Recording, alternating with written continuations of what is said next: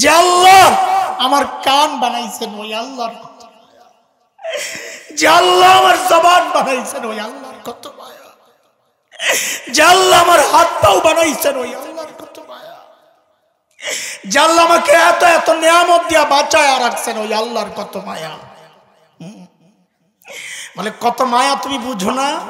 ও যুবক তুমি কি দেখো না আমি আর তুমি দরজা লাগায়া যখন গুনাহ করি, জানালা বন্ধ, দরজা বন্ধ, ভেতরে গুনাহ চলছে, অথচ আমার মালিক ওই গুনাহ অবস্থায় দরজার নিচে দিয়া বাতাস আর অক্সিজেন পাঠায়া দেন যেন আমি মইরা না যাই।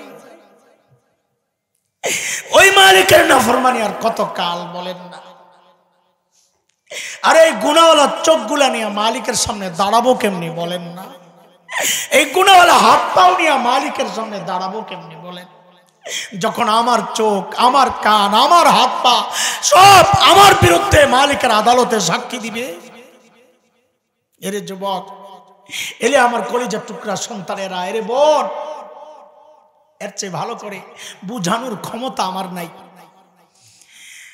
আমি বলি কি, আমার কথাগুলো যদি তোদের হৃদয়ে টাচ না করে, তা আমি বলি কি, শোন, তোরা সব আমার সামনে আয়, আমার সামনে আয়, তোদের পাওগুলা আমার সামনে মেইলা দে, আমি ওই পাওগুলা জড়াইয়া ধইরা সারা রাত বসে বসে কান্না করি, তাও তোরা গুনাহ ছেড়া দে, গুনাহ ছেড়া দে বাবা, গুনাহ ছেড়া দে, গুনাহ ছেড়া দে।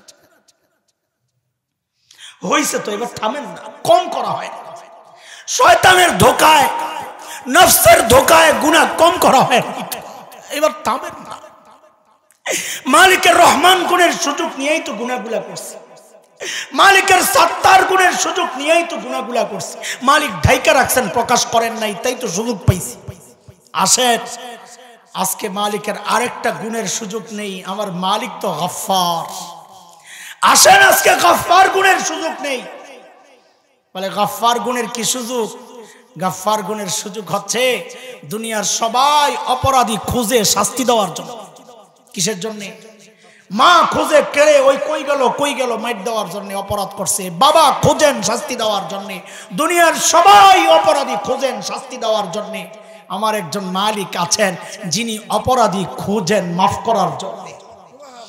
প্রতি রাতে শেষ রাতে আইসা ডাকতে থাকে, আলা মিন মুস্তাগফিরিন ফাগফির আলা, এই কে কে গুনাহ করছস, আয় আয় আয় আয় আয়, আমি আল্লাহ আসছি তোকে মাফ করার জন্য। হাদিসে আসছে শয়তান আল্লাহকে একটা চ্যালেঞ্জ করেছে, লাউগিয়ান্নাহুম মা দামা ফিহি রূহ, আল্লাহ আপনার বান্দাকে আমি পথভ্রষ্ট করতে থাকবো যতক্ষণ তার মধ্যে রূহ আছে। এই হাদিসে আমাদের বড়রা হাদিসের ব্যাখ্যা এইভাবে দেন বড় মজা করে, শয়তান আল্লাহকে চ্যালেঞ্জ করেছে, আল্লাহ আমি আপনার বান্দারে গোমরাহ করতেই থাকবো করতেই থাকবো করতেই থাকবো। তো আল্লাহ তাআলা শুইনা জবাব দিচ্ছেন, এরে তোর কথা কি শেষ? ও শয়তান, তোর কথা কি শেষ? আমার বান্দাকে তুই গোমরাহ করতেই থাকবি করতেই থাকবি, তোর কথা কি শেষ? তো শয়তান বলে, হ্যাঁ আমার কথা শেষ। তো আল্লাহ জবাবে বলেন, শুন শুন, তোর কথা যদি শেষ হয় তো এবার আমারটা শোন, তোর কথা তো শেষ, তো আমারটাও শোন। তো বলে তুই আমার বান্দারে গোমরাহ পথভ্রষ্ট করতেই থাকবি, গুনাহ করাইতেই থাকবি থাকবি, তো শোন আমিও আমার বান্দাকে মাফ করতেই থাকবো করতেই থাকবো করতেই থাকবো।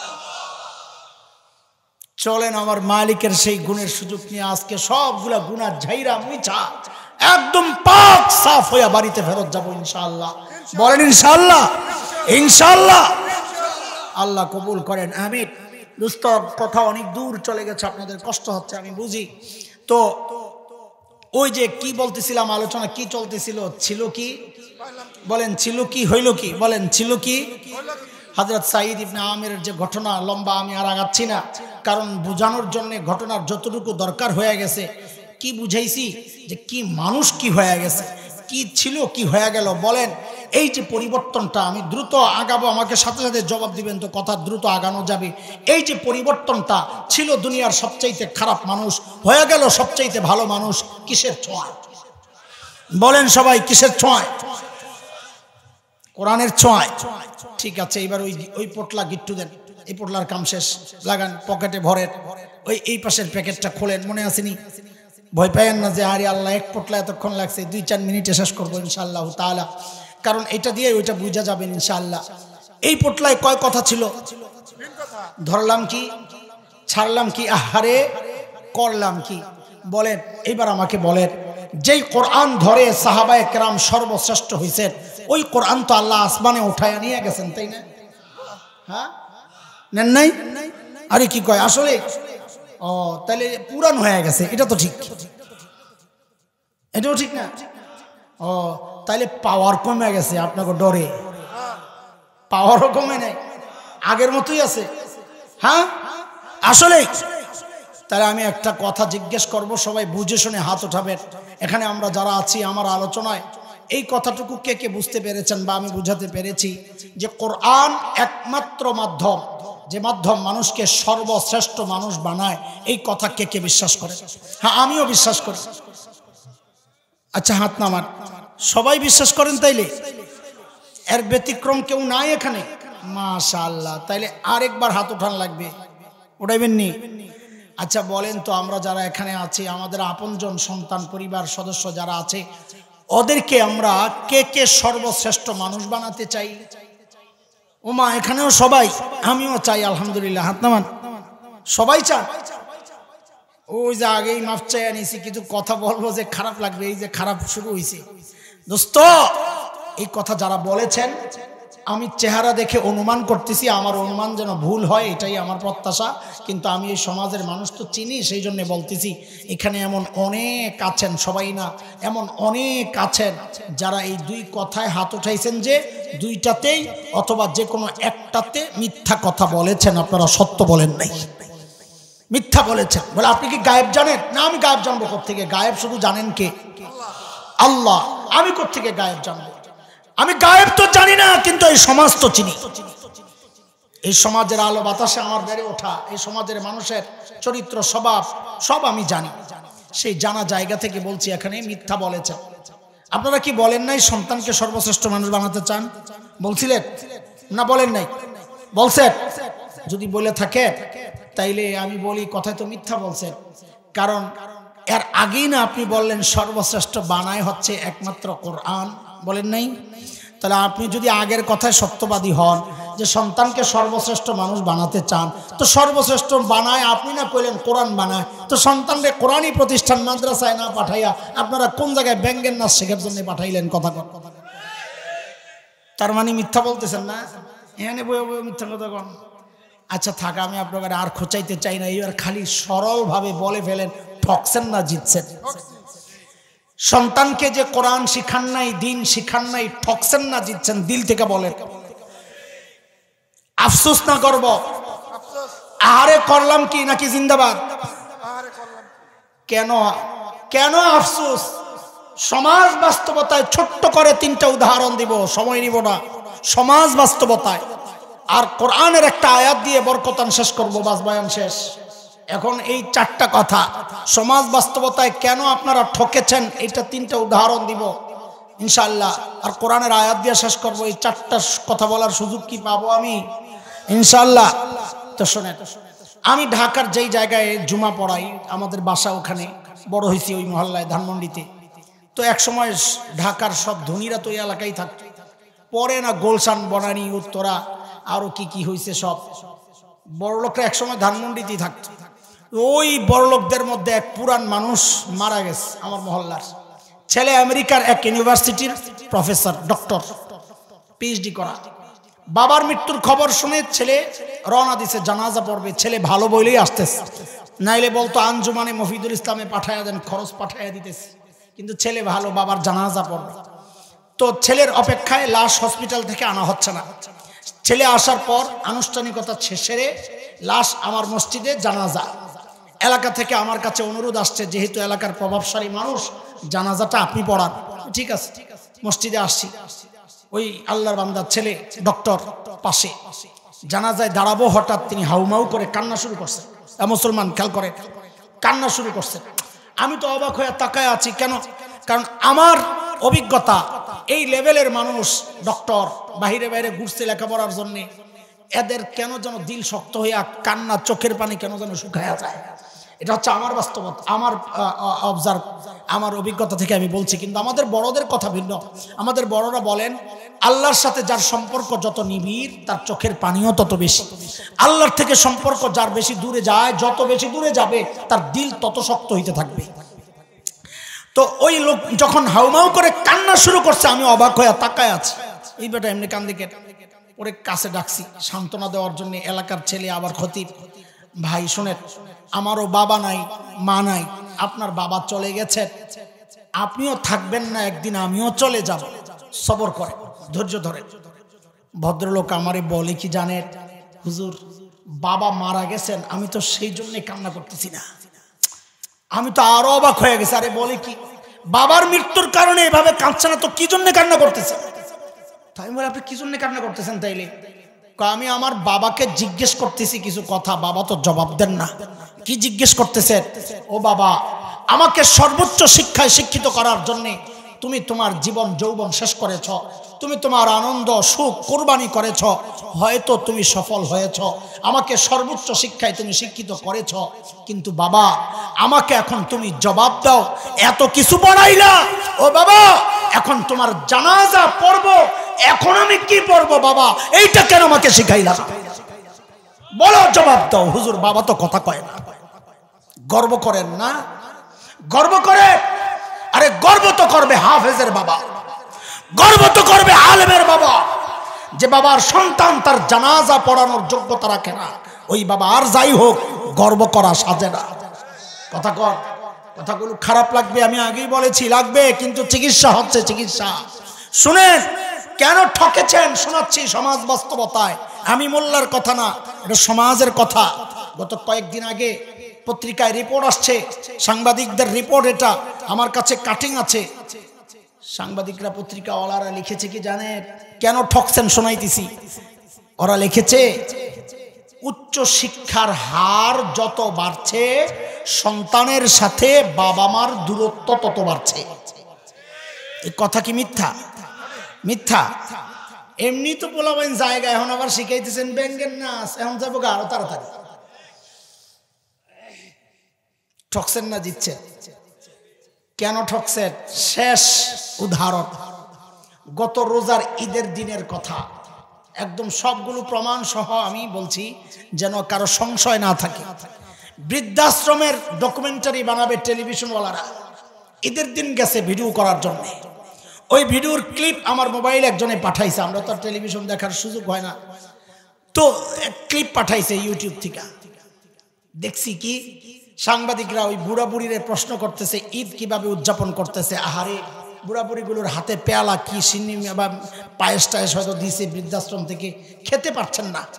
সাংবাদিকরা প্রশ্ন করে, অন্যদিকে তাকায়া কষ্টে দুঃখে যেন বুকটা ফেটে যাচ্ছে, চোখ দিয়ে ঝরঝর করে পানি পড়তেছে। পরিচয় দিচ্ছে যখন নিজেদের, ছেলে কি করে, এই করে, মেয়ে এই করে।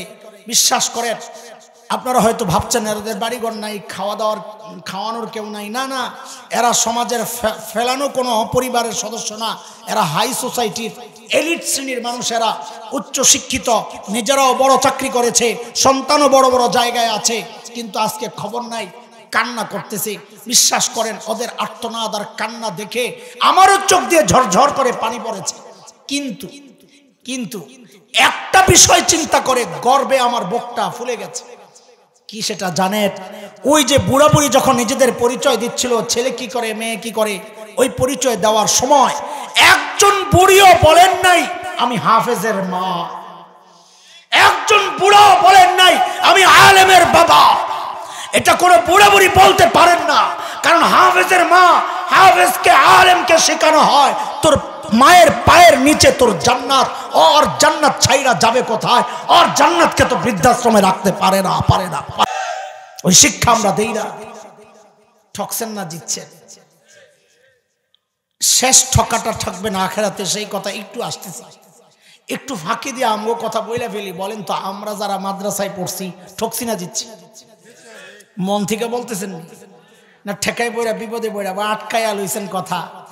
তো শুনেন কেন দিচ্ছি শুনেন।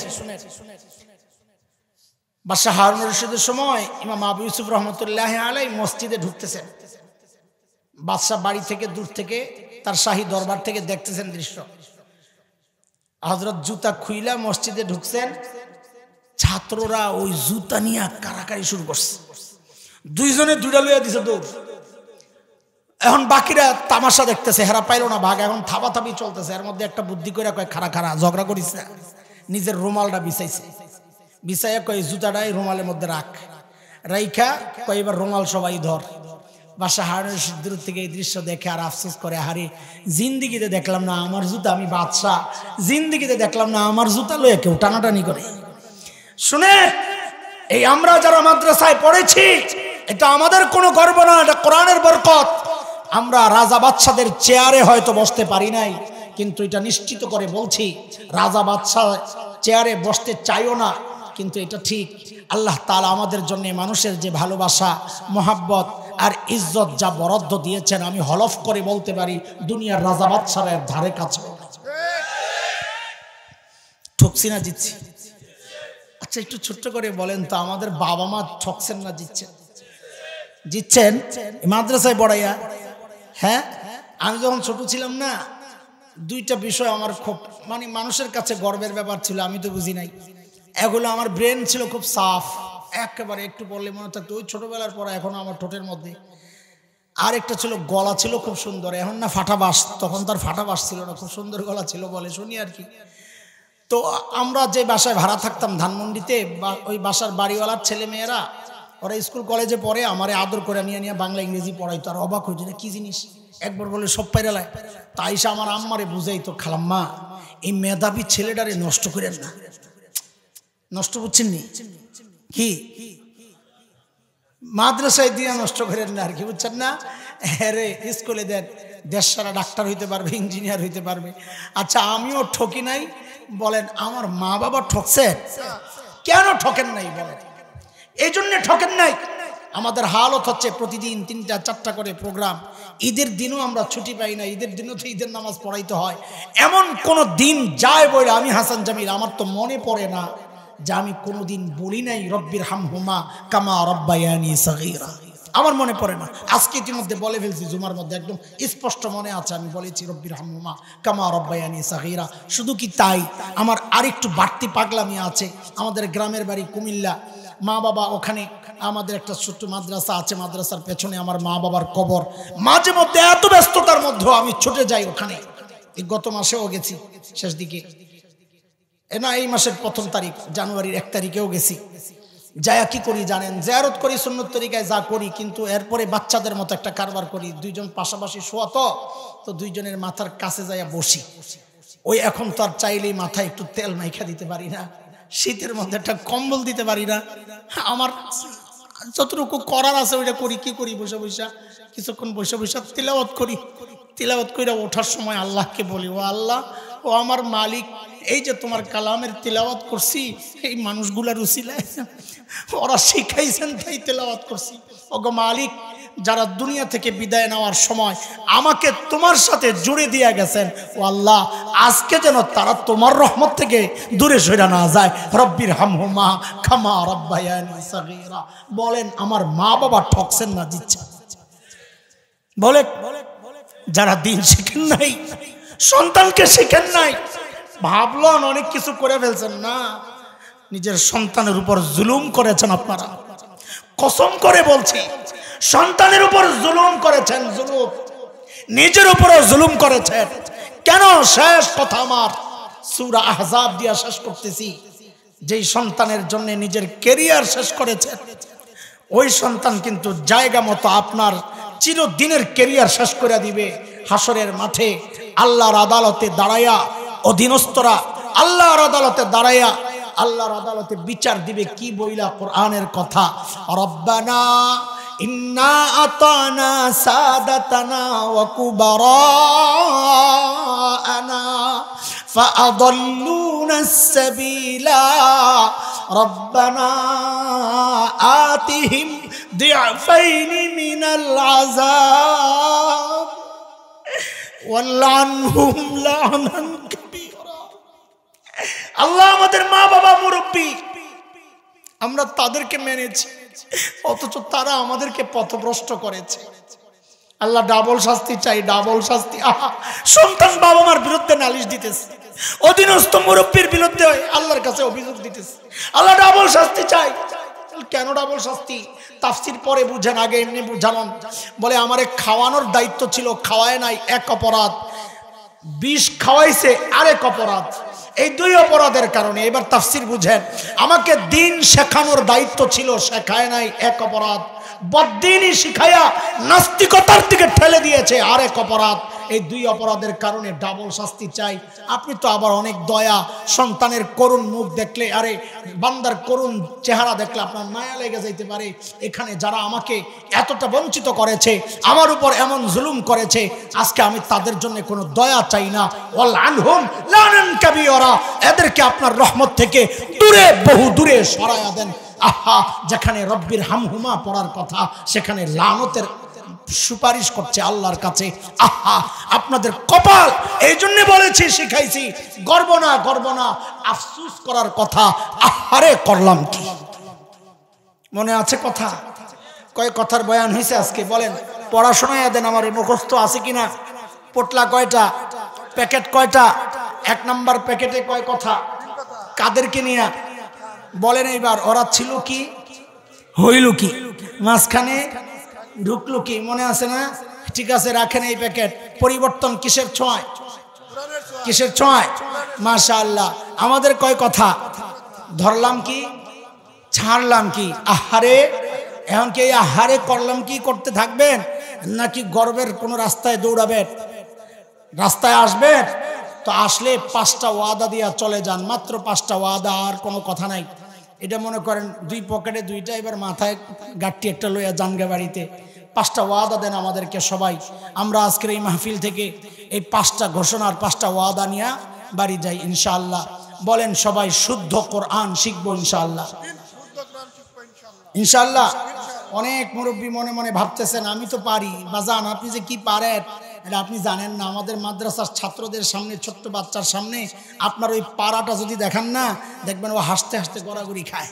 মানে আপনার ওই পাড়া আর এখন পাড়া না, এটি ছোটকালের, আপনাকে পুরান কালের পাড়া। এই পাড়া না। আপনি মনে করছেন আউলাদুল্লাহ টান দিলেই শুদ্ধ, না না, আমরা অশুদ্ধ কোরআন পড়ি, এটা আমাদের দুর্ভাগ্য। এই জন্য আমাদের কাজ ওলামাদের কাছে যায়া নিজের কোরআনকে শুদ্ধ করাইয়া নেওয়া। পারবো না ইনশাআল্লাহ? দাড়ি পাকছে তাতে কি, আল্লাহ কিন্তু আযাব দিতে ছাড়বেন না যে দাড়ি পাকা ছেড়ে দিই না। মায়া পাবেন আপনি স্পেশাল আলাদা, কিন্তু এইভাবে অবহেলা করলে ছাড় পাবেন না। দাড়ি তো নাই, দাড়ি পাকারে কেমনে ছাড়বো আল্লাহ তাআলা? তো বলেন, শুদ্ধ কোরআন শিখবো ইনশাআল্লাহ। 2, কোরআন শিক্ষা আবার রেখে দিয়েন না, নিয়মিত কোরআন পড়বো ইনশাআল্লাহ। সবাইকে বলি, এমন কোনো দিন না যায় আমার যে আজকে সারাদিন একটু হইলেও তিলাওয়াত করি নাই। আমার তো বড় অবাক লাগে, ওই ঘরে আপনারা ঘুমান কেমনে, যেই ঘরে কোরআনের তিলাওয়াত হয় না? ঘুম আসে কেমনে আপনাদের? যেই ঘরে আল্লাহর কালামের তিলাওয়াত হয় না, ওই ঘরে ঘুমান কেমনে? ও মা, ও বাবা, ওই সন্তানের সামনে খাবার দেন কেমনে? যে নামাজ পড়ে না, কোরআন পড়ে না, তার সামনে খাবার দেন কেমনে আপনারা? কলিজা কত বড় আপনাদের! এই জন্য নিয়মিত কোরআন পড়বো ইনশাআল্লাহ। কয়টা ওয়াদা গেল? কয়টা? শুদ্ধ কোরআন শিখবো। বলেন, নিয়মিত কোরআন পড়বো ইনশাআল্লাহ, এবং কোরআন বুঝে বুঝে মানবো। কোরআন মানবো। বলেন, কোরআন মানবো, বুঝে বুঝে পড়বো, যা শুনি যা পড়ি এগুলা মানবো। কয়টা গেল? বলেন আবার, শুদ্ধ কোরআন শিখবো, নিয়মিত কোরআন পড়বো, কোরআন মানবো। 4 নাম্বার, কোরআন ওয়ালাদেরকে ভালোবাসবো ইনশাআল্লাহ। আলেম ওলামাকে ভালোবাসবো। যদি দেখেন আলেমকে ভালোবাসার কারণে দল নারাজ, নেতা নারাজ, ওই দল নেতার তালাক দিতে হবে ইনশাআল্লাহ। পারবেন তো ইনশাআল্লাহ? হ্যাঁ, এটা কোরআনের মহব্বতের কারণে। কিসের মহব্বতের কারণে? কোরআনের মহব্বতের কারণে। কয়টা গেল? 4টা। আবারও পড়া শোনান। শুদ্ধ কোরআন শিখবো, কোরআন নিয়মিত পড়বো, কোরআন মানবো, কোরআনওয়ালাদেরকে ভালোবাসবো। 5 নাম্বার, কোরআনি প্রতিষ্ঠান যেখানেই পাই, যেখানেই কোরআনি প্রতিষ্ঠান পাই না কেন, আপনাদের ফরিদপুরে অনেক বড় বড় মাদ্রাসা আছে, যেখানেই পাই, শামসুল উলুম আছে আপনাদের এখানে কাছে না, এই আরও অনেক বড় বড় মাদ্রাসা আছে আলহামদুলিল্লাহ। যেখানেই কোরআনি প্রতিষ্ঠান পাই, আমরা ওই প্রতিষ্ঠানগুলোর পাশে দাঁড়ায় যাবো ইনশাআল্লাহ তাআলা। ঠিক আছে ইনশাআল্লাহ? আল্লাহ তাআলা আপনাদেরকে সে তৌফিক দান করেন। আজকের এই মজলিসকে আল্লাহ কবুল করেন। আমাদের যারা আলোচক ছিলেন, আমাদের মাওলানা রাকিব ভাই সহ যারা আলোচনা করেছেন, আল্লাহ তাদেরকে কবুল করেন। আমাদেরকে এই মাহফিলে দাওয়াত দিয়ে আমাদের যে ভাই আমাদেরকে সম্মানিত করেছেন, আল্লাহ তাদেরকেও কবুল করেন, আমিন। এবং ভবিষ্যতে আরও সুন্দরভাবে এই মাহফিল যেন হয় সেই প্রত্যাশা রেখে আমি আজকের মতো শেষ করছি। দোয়া চাই, আমিও আপনাদের জন্য দোয়া করি। রব্বানা যালামনা আনফুসানা ওয়া ইল্লাম তাগফির লানা ওয়া তারহামনা লানাকুনান্না মিনাল খাসিরিন। ربنا لا تسلط علينا بذنوبنا من لا يخافك ولا يرحمنا واغفر لنا قبل ذلك. اللهم لا تسلط علينا بذنوبنا من لا يخافك ولا يرحمنا واغفر لنا قبل ذلك. رب العالمين يا الله লম্বা সময় থেকে হযরতে বুজুর্গ উলামায়ে কেরাম জরুরি কথা বলেছেন, কোরআন আল কারীমের তিলাওয়াত হয়েছে, দুরূদ ও সালাম পাঠ করেছি। মালিক আমলগুলোর মধ্যে ভুল যা আছে ক্ষমা করে আল্লাহ আমলগুলোকে কবুল ও মঞ্জুর করে নেন। রব্বুল আলামিন আয় আল্লাহ কোটি কোটি গুণ সওয়াব বাড়াইয়া এই আমলের ওসিলায় আমাদের আপনজন দাদা দাদি নানা নানি শ্বশুর শাশুড়ি আত্মীয় স্বজন পাড়া প্রতিবেশী ভাই ব্রাদার আল্লাহ ঈমানের সাথে যারা কবরবাসী হয়েছেন মালিক আল্লাহ সকলের কবরকে জান্নাতের টুকরা বানায়া দেন আল্লাহ। খাস করে মালিক আমাদের যাদের মা নাই বাবা নাই আল্লাহ কবরে কি অবস্থায় আছেন জানি না মালিক আল্লাহ ওই মা বাবার ওসিলায় আপনাকে চিনেছি, ছোটবেলায় দেখেছি ঘরে কোনো ভালো খাবার তৈরি হলে আমাদের মুখে না দিয়া যারা কোনোদিন খান নাই ওই মা বাবা কবরে শুয়ে আছেন আল্লাহ। যাদের ওসিলায় আপনাকে সেজদা করি মালিক, যাদের ওসিলায় আপনার কালামের তিলাওয়াত করি আল্লাহ, ওই মা বাবা কবরে শুয়ে আছেন গো মালিক আল্লাহ। আমাদের সকলের মা বাবার কবরকে জান্নাতের টুকরা বানায়া দেন আল্লাহ। রব্বির হামহুমা কামা রব্বায়ানি সগীরা, রব্বির হামহুমা কামা রব্বায়ানি সগীরা। রব্বুল আলামিন আল্লাহ যাদের মা বাবা বেঁচে আছেন আল্লাহ তাদেরকে সুস্থ সুন্দর ঈমানি জিন্দেগি দান করেন আল্লাহ। আয় মালিক আমাদের সন্তানদেরকে নেককার আল্লাহ ওয়ালা বানায়া দেন আল্লাহ। দুনিয়ার মুসিবত আর বেইজ্জতির কারণ বানায়েন না, আখিরাতের পেরেশানির কারণ বানায়েন না মালিক। আয় আল্লাহ মালিক আয় আল্লাহ ওদের কাছে কিচ্ছু চাই না, ওরা আমাদের হোক বা না হোক আল্লাহ যেন আপনার হয়ে যায় মালিক। আমাদের প্রত্যেকের সন্তান কেমন নেককার বানায়া দেন আল্লাহ। ওদের কাছে কিচ্ছু চাই না, শুধু এইটুকু চাওয়া আমাদের মৃত্যুর পর আপনার শাহী দরবারে রহমতের দুয়ারে হাতগুলো পেতে চোখের পানি ফেলে ফেলে যেন পড়তে পারে রব্বির হামহুমা কামা রব্বায়ানি সগীরা। আল্লাহ আমাদের সকলের সন্তানকে এমন নেককার বানায়া দেন আল্লাহ। দুনিয়ার সব ফিতনা, মোবাইল ইন্টারনেটের ফিতনা, দাজ্জালি ফিতনা থেকে আমাদের সকলের সন্তানকে আল্লাহ আপনি হেফাজত করেন আল্লাহ। দুষ্ট বন্ধুর খপ্পর থেকে ওদেরকে হেফাজত করেন আল্লাহ। মাওলায়ে কারীম আয় আল্লাহ অনেকে অসুস্থ দোয়া চেয়েছেন আল্লাহ সবাইকে সুস্থতার নিয়ামত দিয়ে দেন আল্লাহ। অনেকে ঋণগ্রস্ত ঋণ থেকে মুক্ত করে দেন, অভাবী মানুষের অভাব দূর করে দেন আল্লাহ। বেকারদের কাজের ব্যবস্থা করে দেন, কৃষকের ফসলে বরকত দিয়ে দেন আল্লাহ। ব্যবসায়ীদের ব্যবসায় বরকত দিয়ে দেন আয় মালিক আয় আল্লাহ। প্রবাসী ভাইদের আয় আল্লাহ কামাই রোজগারে বরকত দিয়ে দেন আল্লাহ। এই সুন্দর আয়োজনে অর্থ দিয়ে, সময় দিয়ে, শ্রম দিয়ে, পরামর্শ দিয়ে যারা সহযোগিতা করেছেন, আমাদেরকে দাওয়াত করে যারা সম্মানিত করেছেন আল্লাহ, সকলের এই আমলকে নাজাতের জরিয়া বানায়া দেন আল্লাহ। মাওলায়ে কারীম এই মাহফিলকে গোটা অঞ্চলের হেদায়েতের জরিয়া বানায়া দেন আল্লাহ। আল্লাহ বাংলাদেশের সমস্ত উলামাকে আল্লাহ আপনি হেফাজত করেন, মাদ্রাসাগুলোকে হেফাজত করেন আল্লাহ। বন্দী ভাইদের মুক্তির ব্যবস্থা করে দেন আল্লাহ। আল্লাহ বন্দী ভাইদের মুক্তির ব্যবস্থা করে দেন আল্লাহ। সংশ্লিষ্টদের দিল নরম করে দেন আল্লাহ।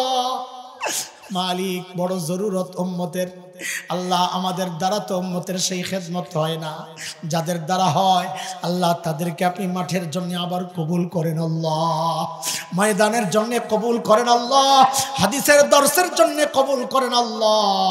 আয় মালিক, আয় আল্লাহ সব কিছু সহজ করে দেন আল্লাহ। বাংলাদেশকে হিন্দু মুশরিক, আয় আল্লাহ ইহুদি নাসারা আমেরিকা সাম্রাজ্যবাদীদের সব চক্রান্ত থেকে এই দেশকে আপনি হেফাজত করেন আল্লাহ। আয় মালিক, আয় আল্লাহ এই জমিনকে আপনি হেফাজত করেন আল্লাহ। এই জমিনের ফলে ফসলে খনিজ সম্পদে বারাকা দান করেন আল্লাহ। মাওলা করিম, আয় আল্লাহ, আয় মালিক, কার কি আরজি আমি তো জানি না আল্লাহ, প্রত্যেকের দিলের নেক আরজি আপনি পুরা করে দেন আল্লাহ। আল্লাহ আমাদের সবাইকে শুদ্ধ কোরআন শিক্ষা, নিয়মিত কোরআন পড়া, কোরআন মানা, কোরআন ওয়ালাদেরকে ভালোবাসা, কোরআনই প্রতিষ্ঠানের পাশে দাঁড়ানোর তৌফিক দান করেন আল্লাহ। আয় মালিক, জীবনের সব গুনাহ খাতা মাফ করে দেন আল্লাহ। ভুল করছি আর করব না মালিক, মাফ চাই, মাফ চাই, মাফ চাই আল্লাহ, মাফ করে দেন আল্লাহ। তাড়াইয়া দিয়েন না, কই যাব, আপনি ছাড়া তো আমাদের কেউ নাই, তাই তো গুনাহ করে করে বেহায়ার মতো আপনার কাছে ফেরত আসি আল্লাহ। আয় আল্লাহ, আপনি তাড়াইয়া দিলে চিরশত্রু শয়তান খুশি হয়ে যাবে, আর আপনি মাফ করে দিলে আপনার হাবিব খুশি হয়ে যাবেন গো মালিক। আল্লাহ আপনার হাবিবকে খুশি করার জন্য হলেও আমাদের জিন্দিগির সব গুনাহ খাতা মাফ করে দেন আল্লাহ। আয় মালিক, শেষ করছি একটা শেষ আরজি রেখে, ওগো মালিক মৃত্যু হবে জানি, বিশ্বাস করি, শুধু এইটুকু চাওয়া আল্লাহ আমাদের কাউকে গুনাহ অবস্থায় মৃত্যু দিয়েন না আল্লাহ, গুনাহ অবস্থায় ডাক দিয়েন না আল্লাহ। আয় মালিক, আপনার নেককার বান্দাদের দলভুক্ত কইরা, আবরার বান্দাদের দলভুক্ত কইরা জান্নাতের ঠিকানাটা দেখায়া রাদিয়াতাম মারদিয়া শোনায়া আল্লাহ আপনি ডাক দিয়েন আল্লাহ। ওয়া সাল্লাল্লাহু আলা সাইয়্যিদিনা মুহাম্মদ ওয়া আলিহি ওয়া সাহবিহি আজমাইন। সুবহানা রাব্বিকা রাব্বিল ইজ্জাতি আম্মা ইয়াসিফুন ওয়া সালামুন আলাল মুরসালিন ওয়ালহামদুলিল্লাহি রাব্বিল আলামিন।